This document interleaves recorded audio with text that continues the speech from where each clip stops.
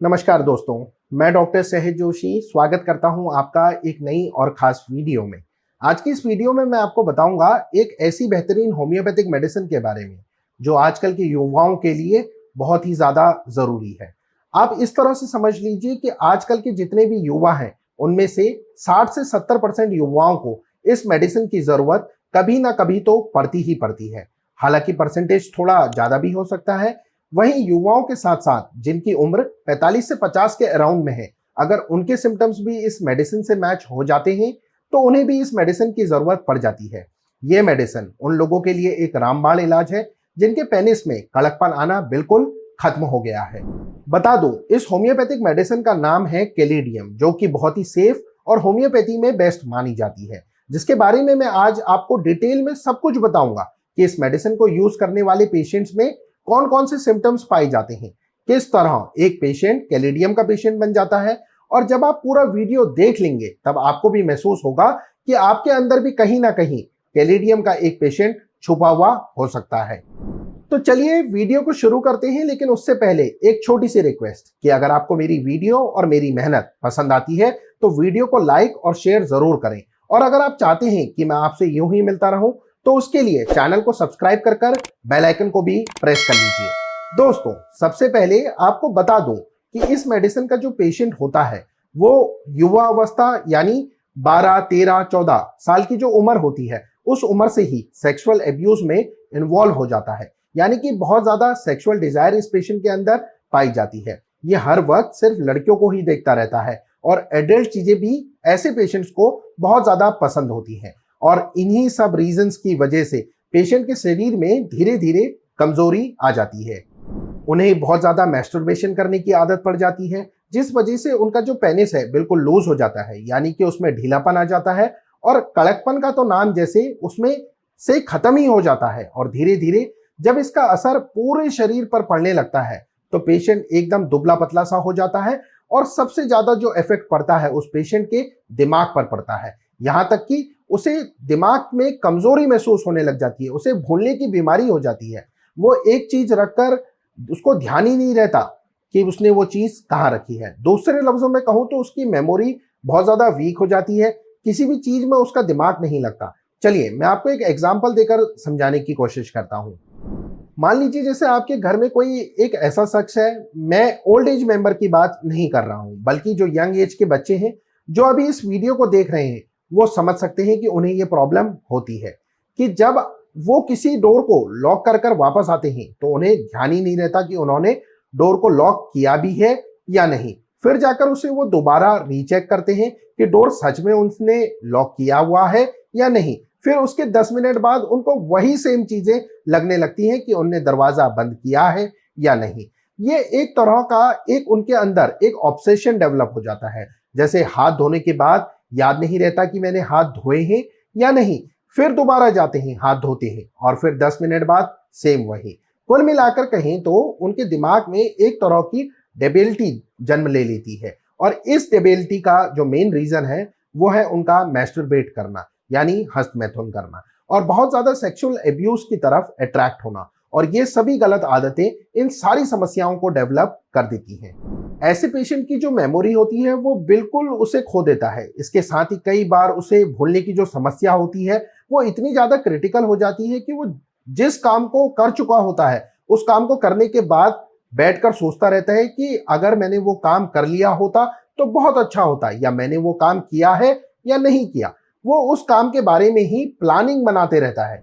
यानी कि 5-10 मिनट पहले वो जिस शख्स से मिला था उसे ये भी याद नहीं रहता कि वो उनसे कब और कहां मिला था। और ये सब किस वजह से होता है?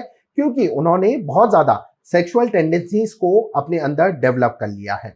उनकी यही आदत धीरे धीरे उनके शरीर के लिए भी हार्मफुल बन जाती है और उनके जो पेनिस में कड़कपन नॉर्मली आना चाहिए वो कड़कपन बिल्कुल आना बंद हो जाता है। पेनिस बिल्कुल लूज हो जाता है। कभी कभी ऐसा भी होता है कि सोते समय उनके पेनिस पर थोड़ा सा कड़कपन आ जाता है, लेकिन जैसे ही आंखें खुलती हैं और वो सोकर उठते हैं तो फौरन वो कड़कपन खत्म हो जाता है। इसके साथ ही जब वो इंटीमेट होने के लिए जाते हैं तो उनके पेनिस में वो कड़कपन रहता ही नहीं। यानी सेक्सुअल डिजायर और सेक्सुअल पावर होने के बाद भी उनके पेनिस में कड़कपन जितना होना चाहिए उतना बिल्कुल भी नहीं हो पाता। और इसी की वजह से धीरे धीरे विदाउट इरेक्शन ही, यानी कि बिना कड़कपन आए बिना ही उनका सीमेन डिस्चार्ज हो जाता है। कई बार मुझे यही सवाल कमेंट बॉक्स में भी पूछा जाता है कि डॉक्टर साहब, जब हम किसी लड़की या औरत से बात करते हैं तो बात करते करते ही हमारा सीमेन डिस्चार्ज हो जाता है, जबकि इरेक्शन बिल्कुल भी नहीं रहता। तब उस कंडीशन में अगर पेशेंट की आदतें बहुत ज्यादा गंदी या अश्लील हरकतें बहुत ज्यादा करता है, खासतौर से ऐसे लोग जो रोड पर चल रही फीमेल्स को कंटिन्यूअसली देखते रहते हैं और देखने मात्र से ही उनका डिस्चार्ज हो जाता है, उनके मन में गंदे विचार आने लगते हैं। तो ऐसी सिचुएशन में ये जो मेडिसिन है कैलेडियम, ये ऐसे पेशेंट की बहुत ज्यादा हेल्प करती है। हालांकि दोस्तों, मैं यहाँ पर ये बात क्लियर करना चाहता हूँ कि ये जो समस्याएं हैं वो पेशेंट खुद ही अपने लिए क्रिएट करता है। तो जब तक पेशेंट खुद ही नहीं चाहेगा कि मुझे इस परेशानी से निजात पानी है या मुझे इन हरकतों को छोड़ना है, ये अश्लील हरकतें अब से नहीं करनी है, गंदे विचारों को मन में नहीं लाना है, तब तक ये मेडिसिन भी लिमिटेड टाइम तक ही उसकी मदद कर सकती है। और अगर वो इसके साथ उन हरकतों को छोड़ देता है तो कैलेडियम को यूज करने से पेशेंट को अपने पेनिस में एक कड़कपन महसूस होने लगेगा, उसकी जो भी सारी समस्याएं हैं वो खत्म हो जाएंगी, वहीं मेमोरी की जो प्रॉब्लम है वो भी दूर हो जाएगी। वहीं अगर हम फीमेल जेनाइटल सिस्टम की बात करें तो ये जो मेडिसिन है वो फीमेल के लिए भी काफी फायदेमंद साबित होती है। अगर फीमेल्स में इस तरह के कुछ सिम्टम्स हैं तो वो कैलेडियम का यूज करके इस परेशानी से निजात पा सकती हैं। बता दो, इस मेडिसिन को यूज करने का फीमेल में बहुत खास सिम्टम होता है। ये होता है कि वजाइना के अराउंड उन्हें बहुत ज्यादा इचिंग होती है, और ये इचिंग यानी जो खुजली होती है वो उनकी सेक्सुअल डिजायर को बहुत ज्यादा बढ़ा देती है। स्पेशली ये जो खुजली होती है वो फीमेल्स में प्रेगनेंसी के दौरान देखी जाती है, जो इतनी ज्यादा होती है वो ठीक से सो भी नहीं पाती। ये एक बहुत खास सिम्टम होता है। वहीं इसका अगला सिम्टम ये होता है, ऐसे पेशेंट का जो पसीना होता है वो मीठा पसीना होता है, यानी कि जो उसमें से स्मेल आती है वो ज्यादा ही मीठी आने लगती है, और कई बार तो ये स्मेल इतनी मीठी हो जाती है कि मक्खियां तक उसके शरीर पर आकर बैठने लगती हैं। ये होम्योपैथी में बहुत ही स्पेशल ऑब्जर्वेशन है जो किया गया है कि जिसके पसीने में मीठी स्मेल आती है और यहाँ तक कि मक्खियां उसकी बॉडी पर आकर बैठने लगती हैं, और जब इतनी ज्यादा स्वीटनेस ऐसे पेशेंट को पसीने के अंदर पाई जाती है तो ये भी कैलेडियम होम्योपैथिक मेडिसिन का एक बहुत ही खास सिम्टम है। और इस सिम्टम को जानने के बाद आप इस मेडिसिन का यूज कर सकते हैं। इसके अलावा जिन पेशेंट्स को मैस्टरबेशन यानी हस्तमैथुन करने के साथ साथ स्मोकिंग करने की भी आदत होती है, डॉक्टर जेटी केंट, जिन्होंने मैट्रिया मेडिका लिखी है और होम्योपैथी में एक बहुत बड़े होम्योपैथिक फिजिशियन रहे हैं, उन्होंने ये ऑब्जर्वेशन किया था कि ये जो कैलेडियम मेडिसिन है वो लोगों के अंदर स्मोकिंग करने की जो आदत है, चाहे वो बीड़ी हो या सिगरेट हो, उसे भी ये दवा खत्म कर देती है। कैलेडियम के अलावा डेफने इंडिका भी एक ऐसी मेडिसिन होती है जो इस तरह का काम करती है। उसका मदर टिंचर आप यूज कर सकते हैं, यानी जिन लोगों को स्मोकिंग करने की आदत होती है या टोबैको खाने की आदत होती है, उनके लिए डेफने इंडिका भी बहुत यूजफुल है। पर जब कैलेडियम की बात आती है तो कैलेडियम इससे भी ज्यादा इफेक्टिव मेडिसिन है। जो लोग स्मोकिंग करते हैं उनके बीड़ी सिगरेट पीने की डिजायर को ये खत्म कर देती है। तो कैलेडियम का यूज आप स्मोकिंग को छोड़ने के लिए भी कर सकते हैं। ये जो सारे सिम्टम्स मैंने आपको बताए वो कैलेडियम को यूज करने के लिए बहुत ही खास सिम्टम है। कैलेडियम का इस्तेमाल करने से ऐसे पेशेंट को बहुत ज्यादा रिलीफ मिलता है जिन्हें मैस्टरबेशन करने की हैबिट है, जिनके पेनिस का कड़कपन खत्म हो चुका है, या फिर होता भी है तो फिर रात को सोते वक्त होता है, और जैसे ही वो किसी के साथ इंटरकोर्स होने जाते हैं तो वो कड़कपन खत्म हो जाता है। इतना ही नहीं, टॉयलेट करने के साथ ही व्रिया निकल जाता है। तो इस तरह की इन सभी सिचुएशन में कैलेडियम ऐसे पेशेंट्स के लिए बहुत कारगर है।